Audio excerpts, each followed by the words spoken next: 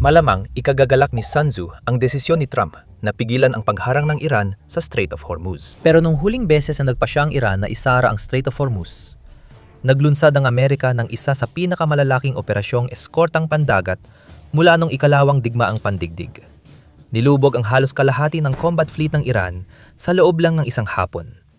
At naging sobrang matindi na napilitan ng Iran na pumirma ng ceasefire para tapusin ang digmaan. Kwento ito ng Operation Ernest Will noong 1980 at 80 kung kailan pinamunuan ng isang lalaking kilala sa bigote, ang Iraq.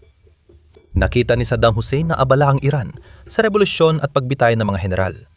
Kaya inisip niyang tamang panahon ito para kumuha ng lupa. Matapos ang 8 taon ng digmaang trinsera at milyong namatay, napatunayang mali ang panahon.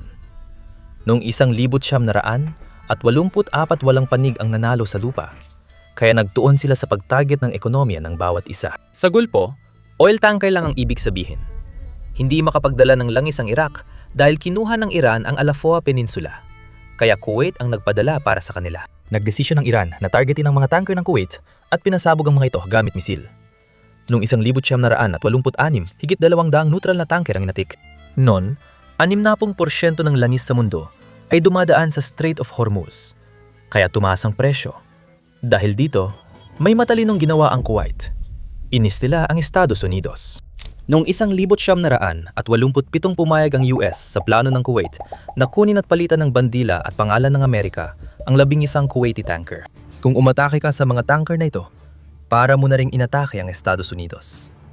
Tinawag itong Operation Ernest Will at ito ay nangyari na. Noong Hulyo 24, 1987, isang minang Irani ang sumabog sa supertanker na Bridgeton na may habang 1,000 talampakan at bigat na 414,000 tonelada. Ayon sa kapitan, parang 500 toneladang martilyo ang tumama sa barko na nagdulot ng 11/5 talampakang butas. Pero dahil sa laki ng Bridgeton, halos dito bumagal. Parang pinalampas ito ng US, pero lumakas ang loob ng Iran.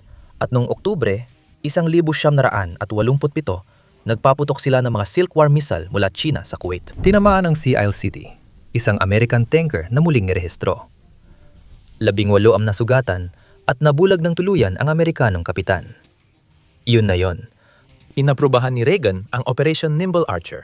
4 na destroyer ang naglayag sa 2 Iranian oil platform na ginagamit ng IRGC bilang mga base.